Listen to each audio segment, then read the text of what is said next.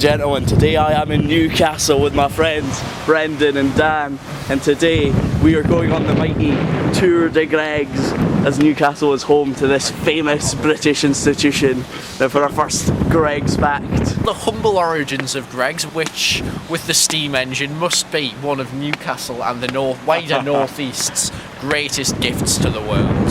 So, Greggs PLC is the largest bakery chain in the United Kingdom.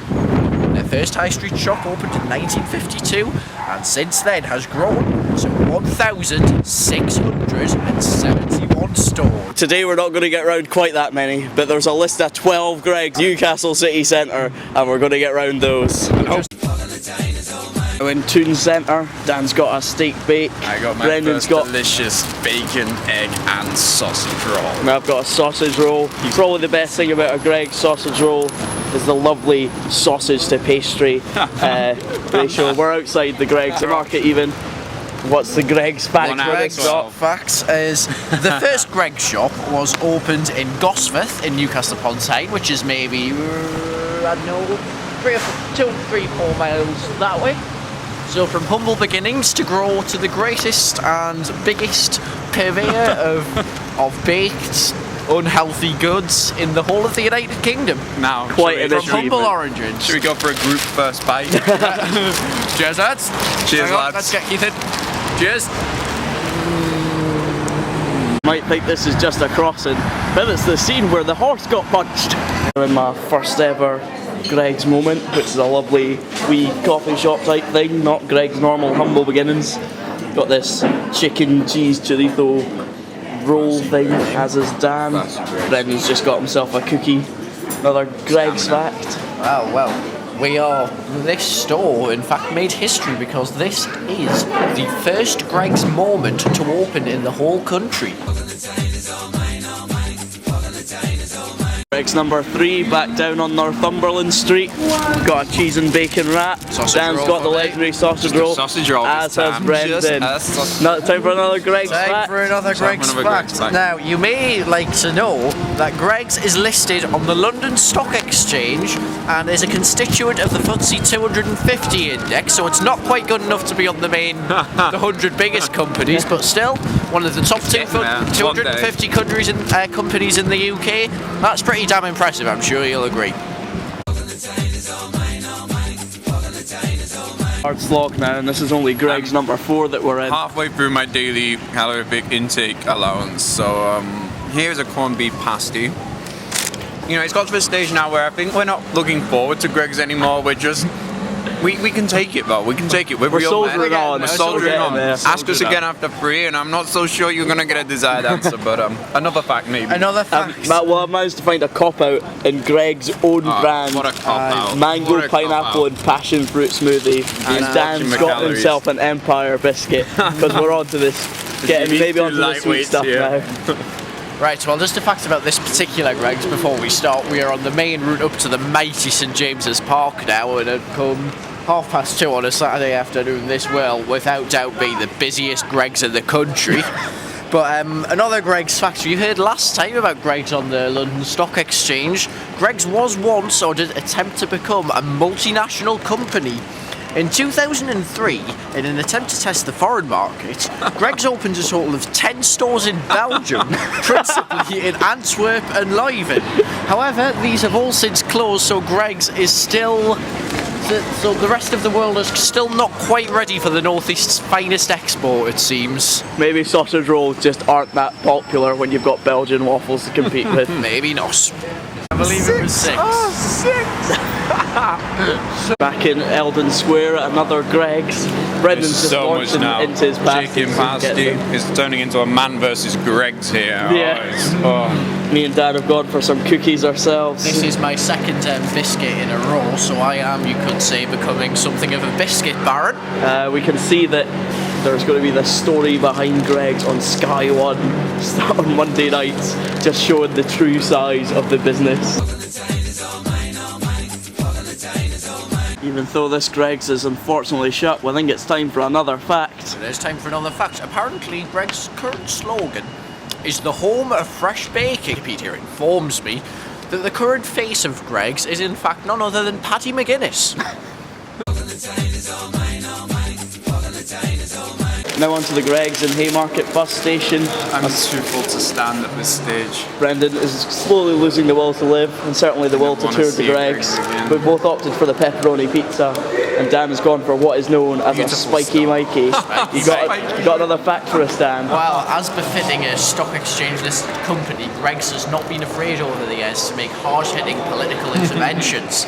For instance, in last year's budget, also known as the Omni-Shambles budget, when George Osborne announced that he was going to charge VAT on hot foods, Greggs participated extensively in a campaign to reverse the decision.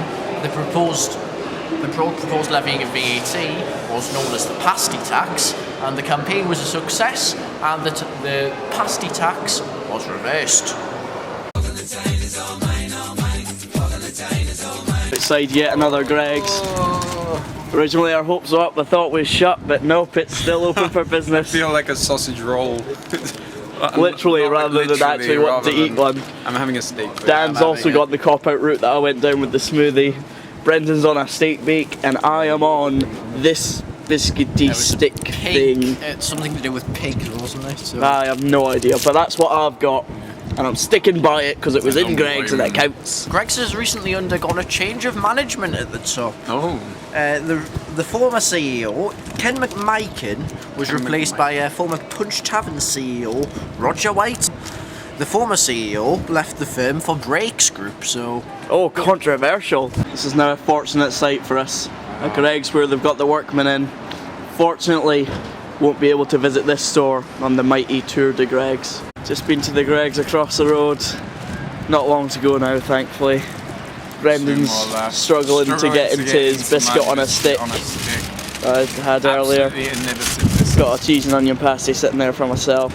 Dan's got a steak bake. We're all slowly losing the will to live. But Dan's still got a Greggs fact for you. Well, those of you who know me well know that I'm a history student and I do like my history, so a bit more on the history of Greggs. The founder of Greggs was a Mr. John Gregg, who opened his first bakery in 1939, but as I said earlier, the shop didn't open until 51. When John died in 1964 and was succeeded by his sons Ian and Colin, I should say. So to the Gregg family, on a normal day I would salute you for your legacy to the world, but right now I'm not so sure. I have a confession to make. I could not finish the cheese and onion pasty that I purchased at the last Greggs. At this Greggs too, I have copped out and opted for the cheese and ham sandwich to be taken on the train. Dan and Brendo are still going. I was going to say going strong, but that might be kind.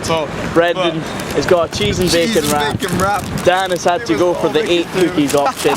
They were basically sold out of the Greggs is there, the train station home is there.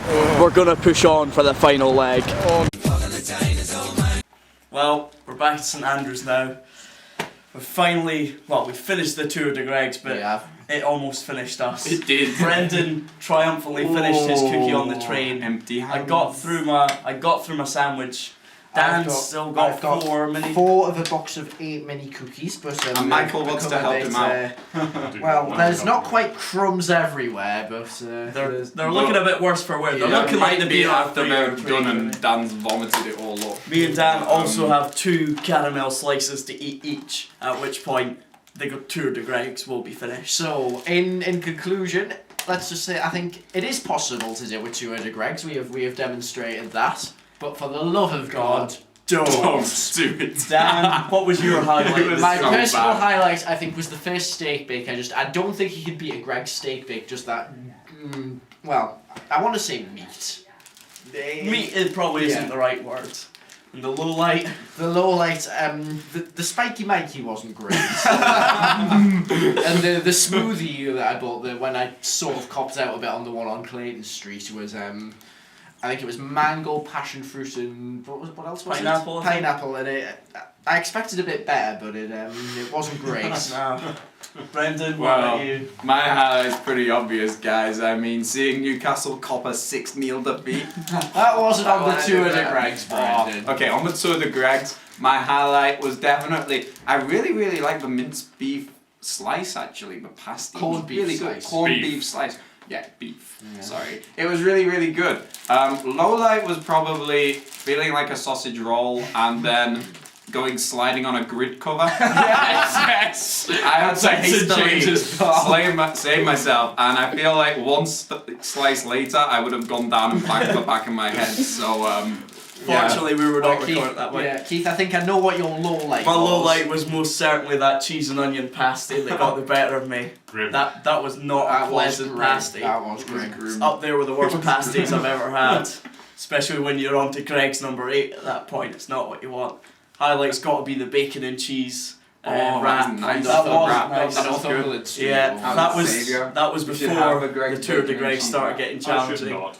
I'd like to encourage you all to eat responsibly and Yes. not do 10 Gregses a day. But you know, if you do it, you might as well film your own Tour de Gregs.